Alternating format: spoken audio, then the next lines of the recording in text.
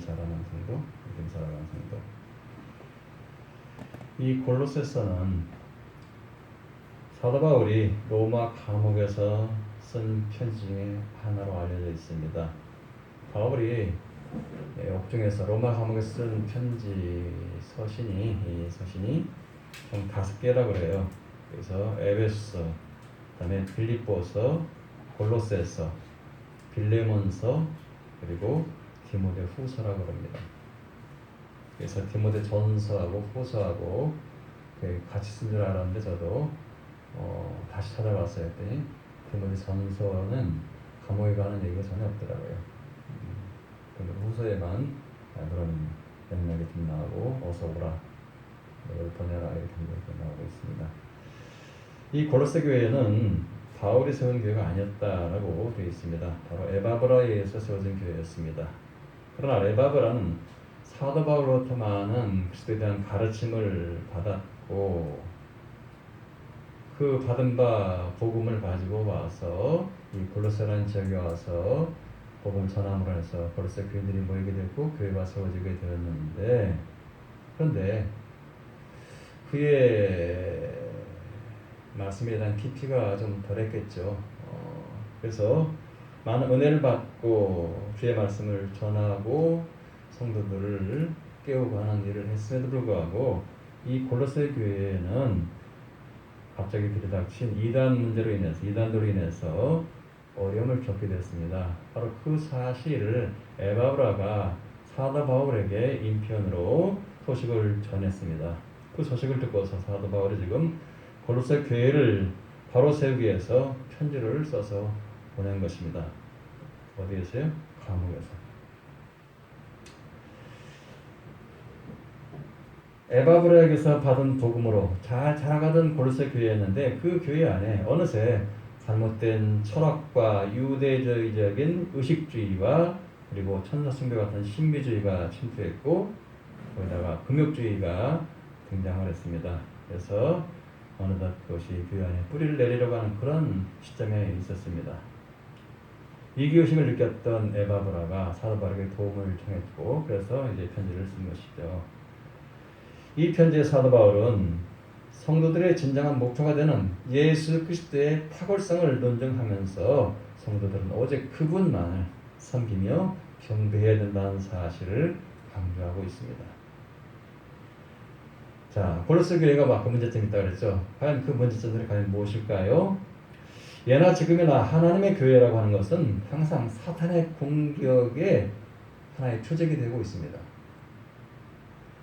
하나님의 말씀을 잘 가르치지 못하고 교리적으로 약할 때에 믿음의 기초가 되는 구원론에 구멍을 뚫어 놓는 것이 바로 사탄이 하는 짓거리예요. 구원에 대한 확신을 잃어버리게 하고 의심이 생기게 하죠. 에바브라는 바울에 의해서 복음을 전해받았지만 교회를 이끌어가기에는 부족한 점이 많았어요. 그래서 이래저래 지나가는 사이에 골로새 교회에 침투한 거짓 선생들이 있었고 그들은 악한 누룩을 퍼뜨렸어요. 그래서 다음과 같은 몇 가지 문제가 생겼죠. 먼저 그들은 사람의 유전을 중시했다는 겁니다. 유전이 뭐예요? 전통이라든가 습관이라든가 사회적 규범 또는 비상경적인 유전, 즉 제사 문제나 미신적인 습관을 따르는 일 등을 허용했던 거예요. 그 다음으로 그들은 세상의 초등 학문인 철학을 중요시했어요. 철학을. 헬라 지역이 바로 철학이 만연한 지역인데 그 철학을 중시하게 됐어요. 그래서 골로새 교인들의 신앙이 주님 말씀에 뿌리를 내린 것이 아니라 인간의 지혜에 바탕을 둔 일종의 관념적 신앙에 좌우되고 있었다는 사실입니다. 그들은 신앙에 여러 가지 가설을 내세워서 혼란을 조성하고 있었어요. 거짓 교사들이. 철학은 당시 이론에 집중해서 서로 변론을 일삼아서 논쟁을 했습니다. 따라서 교회 안에서 주님의 말씀을 풀이하면서 궤변을 일삼고 속임수가 나오게 됐던 거죠.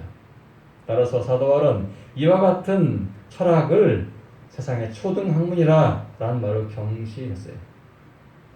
우리 그리스도인들은 결코 이 같은 초등학문에 빠져서 신앙이 좌우되어서는 안 될 것입니다.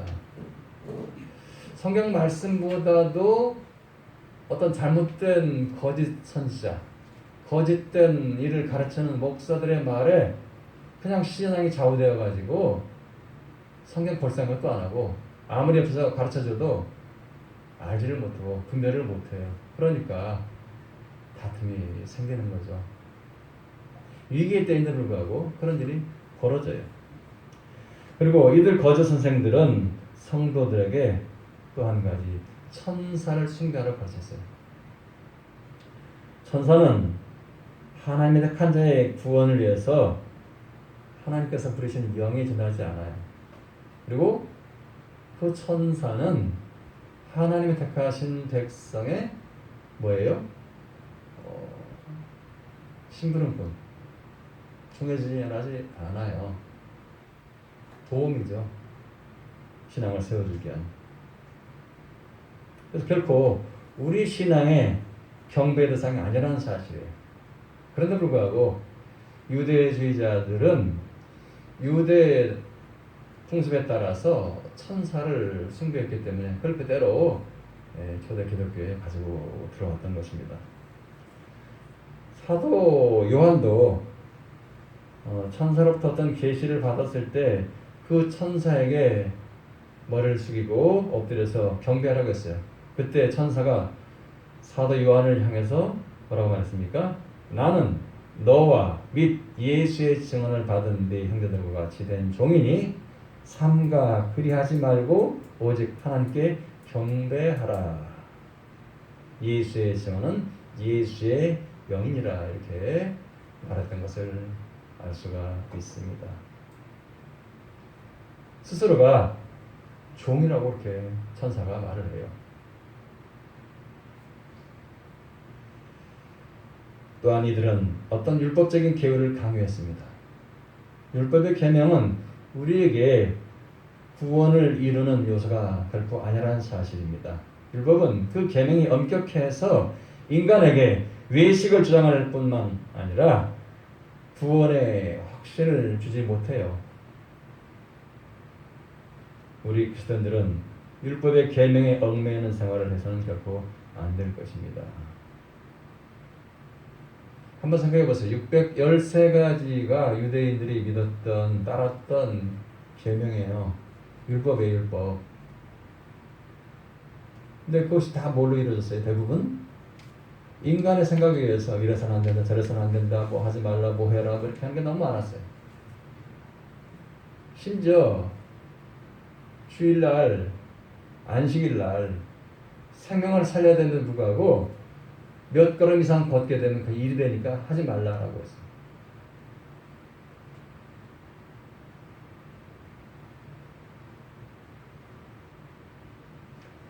이 같은 일은 악한 누룩이요 골로새 교회 성도들의 신앙을 죽이는 쑥물이 된 것입니다. 그대로 방치하면 이 쑥물이 온 덩어리를 썩고 부풀게 하는 것이기 때문에 바울은 골로새 교인들에게 이 같은 교훈을 받지 말고 오히려 그들을 영적으로 대적하라고 그렇게 권면하고 있습니다. 그런데 이러한 골로새 교회 안에 그리스도 안에서 신실한 형제들이 있었다는 거죠. 바울은 골로새 교회 성도들을 가리켜서 뭐라고 말해? 골로새에 있는 성도들 곧 그리스도 안에서 신실한 형제들이라고 이렇게 표현하고 있어요. 그러니까 거짓 선생들이 들어와 있음에도 불구하고 그 안에 신실하게 예수 그리스도를 믿는 사람들이 있었다는 거예요. 모든 교회들이 다 그냥 거짓 선지자들만 따르는 게 아니라 그 가운데는 그래도 분별력이 있어가지고 신실하게 믿는 사람도 있다는 거예요. 그렇습니다. 성도는 그리스도 안에서 신실한 사람이어야만 됩니다. 신실한 사람. 자, 그렇다면 신실하다고 하는 말은 무슨 뜻입니까? 그 사람의 믿음이 진실하다는 거예요. 그 사람의 믿음이 진실하다. 그리고 삶이 신앙인다운 모습을 보이는 사람들을 가리켜서 신실한 형제다라고 말을 해요. 교회에서 형제라고 부르는 부류에 속한 사람들은 이런 사람들입니다. 그러니까 신실하지 못한 사람들에게 형제란 말을 쓰기가 어려워요. 왜? 그들은 세상으로부터 비판받고 조롱받고 그야말로 말할 수 없이 주님의 복음이 전파되는 것을 가로막는 그런 일들을 하거든요. 근데 그들을 대표해서 사도 바울은 형제란 말을 안 쓰는 거예요.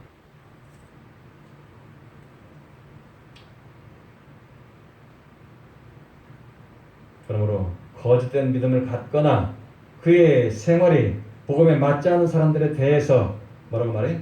거짓 형제다라고 말해. 사도 바울이 그런 말에 의하면 거짓 형제다.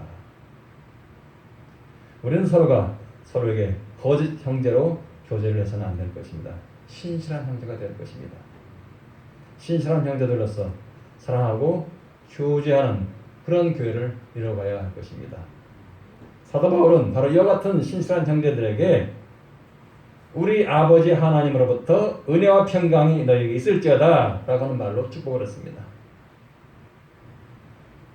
은혜와 평강이 누구로부터 온다고요? 아버지 하나님으로부터 온다.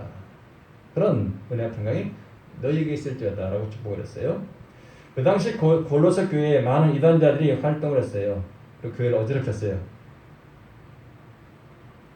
그런 것처럼 오늘날 인류의 종말에 이르렀기 때문에 사탄이 더욱 기승을 부려서 인간의 간교한 지식에서 그랬던 악한 누룩과 계시록 8장에 나오는 쑥물을 먹이기 위해서 온갖 미혹을 다하고 있는 거예요.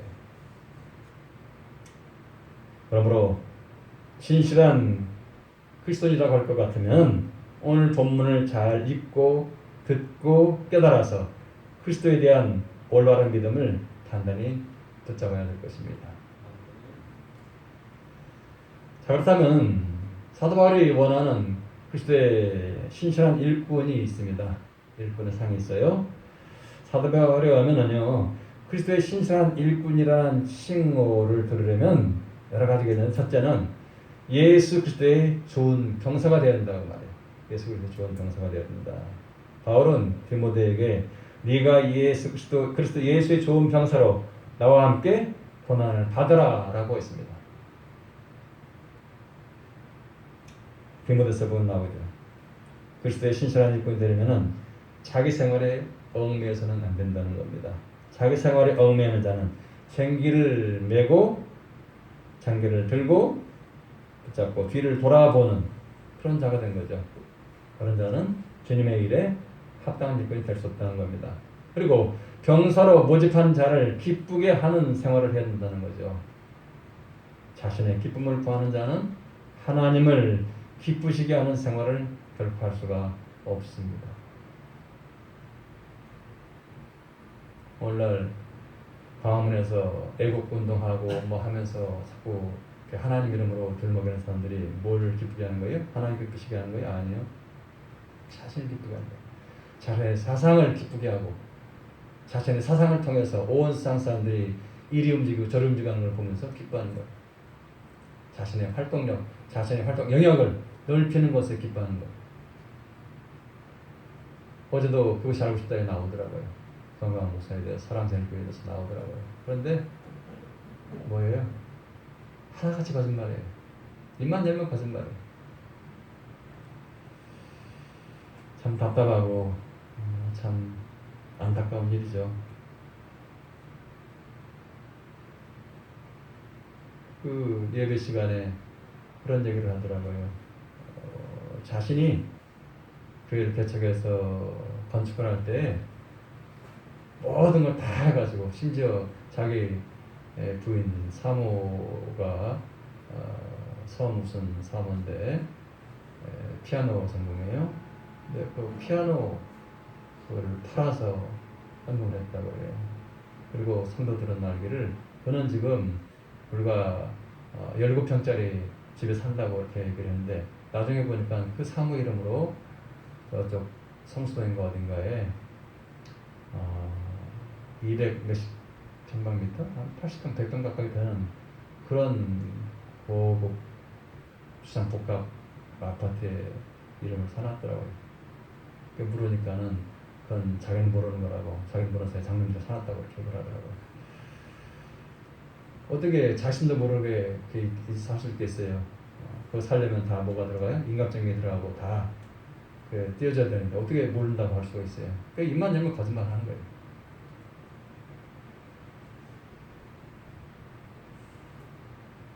그런데 불구하고 그를 못 보는 사람들은 그 사람의 마음에 의해서 좌지우지되고 있어요. 우리를 그리스도의 병사로 뽑아주신 하나님께 감사하며 자신의 생애를 하나님만을 기쁘시게 하는데 우리는 우리의 모든 힘을 사용해야 될 것입니다. 우리가 가장 힘든 관문이 바로 이거예요. 시간과 정력과 돈 등을 자기 일을 위해 쓰는 사람은 주를 위해서 바칠 것이 없다는 거예요.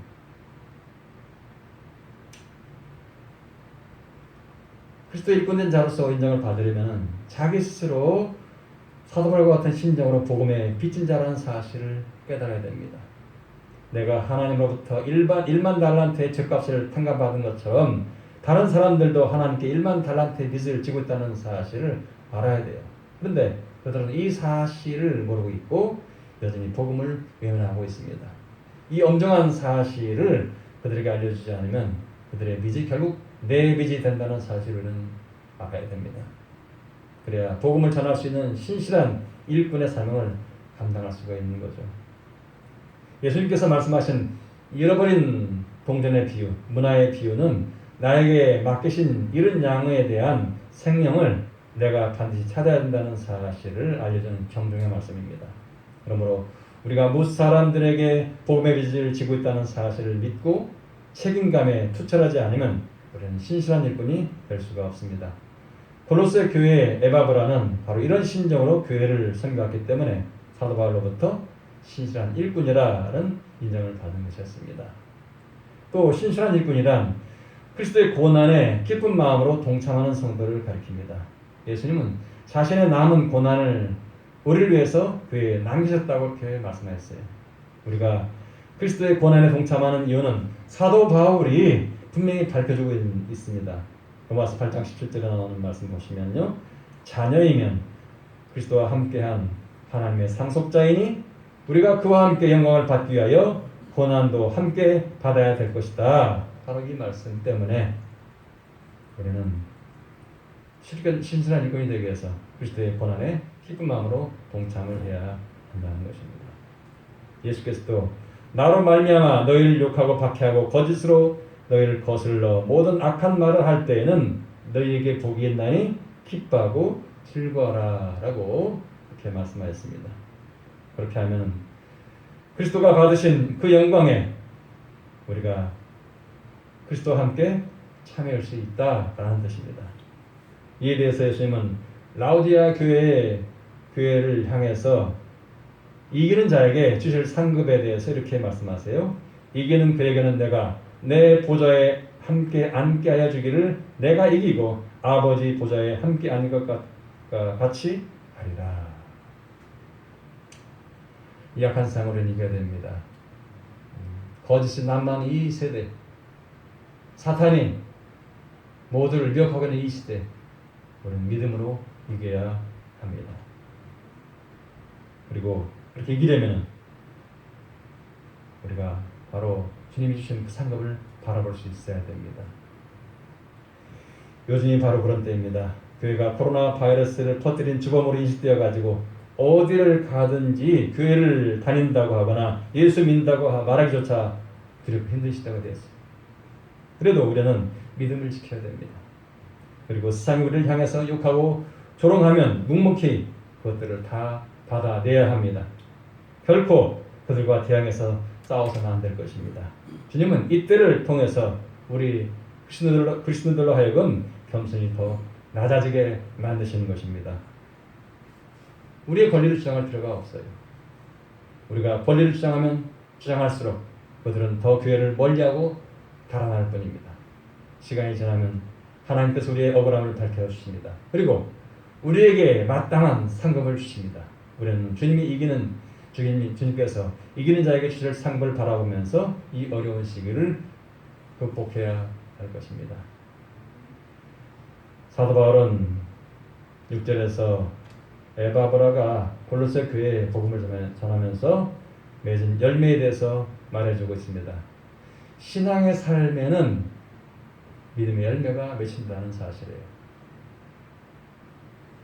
에바브라가 복음의 씨앗을 골로새에 뿌렸을 때에 하나님께서 축복해 주셔서 많은 열매를 맺었던 것입니다.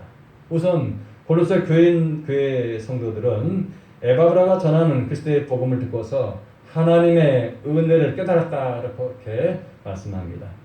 그러므로 하나님의 종들은 복음을 통해서 성도들에게 하나님의 은혜를 깨닫게 해주어야 됩니다. 복음이 아닌 세상의 일로 은혜를 깨닫게 할 수는 없기 때문입니다. 만약 세상의 일로 은혜를 깨닫게 된다면 그것은 그들로 사탄의 자식이 되게 만드는 것입니다. 세상에서의 성공신화가 바로 그것입니다. 많은 교회에서 세상의 성공신화를 자꾸 조장을 해요. 그러나 세상의 성공신화가 뭐예요? 결국 사탄의 자식이 만드는 꼴이에요. 골로새 교회 성도들처럼 복음을 통해서 하나님의 은혜를 깨달아야 합니다. 오늘날 이 땅에 살아가는 아직 그리스도를 영접하지 못한 자들도 복음을 통해서 곧 그리스도를 영접하게 될 것입니다.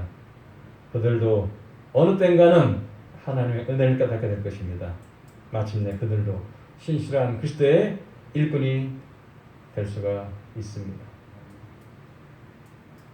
많은 사람들이 예수 믿지 않는다고 하면은 버린 자식 취급을 해요. 절을 다닌다. 또 다른 종교를 믿는다라고 하면은 버린 자식 취급을 하는 때가 참 많아요. 잘못된 생각이죠. 그들도 복음을 전파받아야 될 대상이라는 사실입니다. 그래서 스님 가운데에도 복음을 받아들여가지고 목사님 된 분들이 참 많아요. 왜 그런 걸 우리는 모르고서 버린 자식 취급합니까?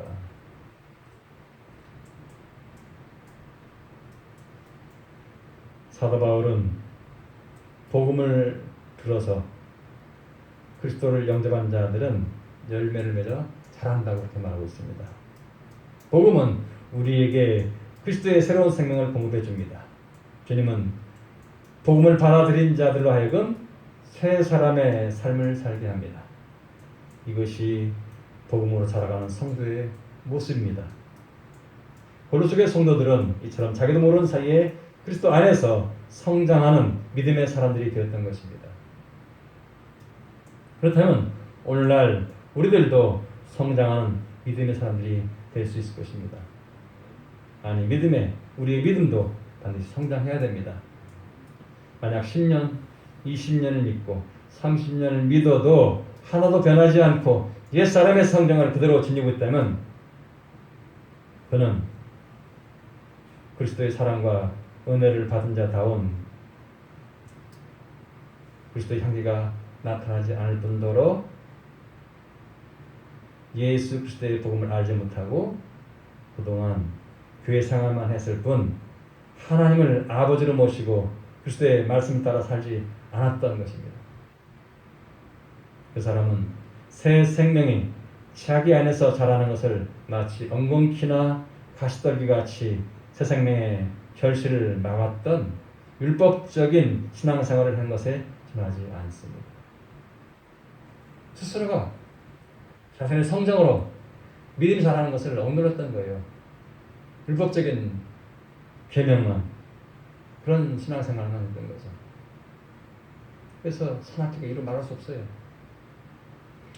그리스도 사람은 하나님의 사람은 산악지 않습니다. 부드럽습니다. 온유합니다. 그리고 평화의 사람입니다. 누구를 대하든지 간에 평화의 사람입니다. 그게 마땅한 거예요. 그렇지 않다면 어떻게 돼요?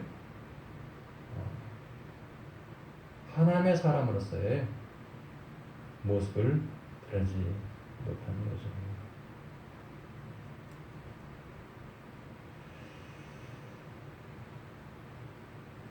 우리 안에 새 생명이 자라가야 됩니다. 주님 만난 그날까지 우리는 믿음이 자라가야 돼요. 말씀을 맺습니다. 하나님의 교회에는 일꾼이 필요합니다. 그것도 신실한 일꾼이 필요합니다.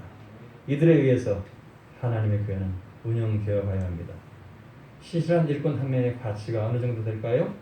그는 신실하지 못한 사람들 100명보다 더 위대한 주님의 일을 이룰 수가 있습니다. 여러분은 그리스도의 신실한 일꾼이 되셔서 새롭게 시작한 골로새 교회가 하나님의 은혜를 깨닫고 온 천하에서도 열매를 맺었던 것처럼 그렇게 믿음과 은혜의 교회를 이뤄나갈 수 있기를 간절히 바랍니다. 신실한 믿음을 지키기 위해서 때로 여러분이 세상에서 고난을 받을 수도 있고 고통을 당할 수도 있습니다. 하지만 주님 앞에 서는 그날에는 하나님의 풍성한 상급이 주어질 것입니다. 그러한 복이 있는 성도, 신실한 일꾼이 다 되시기를 주 예수 그리스도 이름으로 축원합니다. 기도하겠습니다.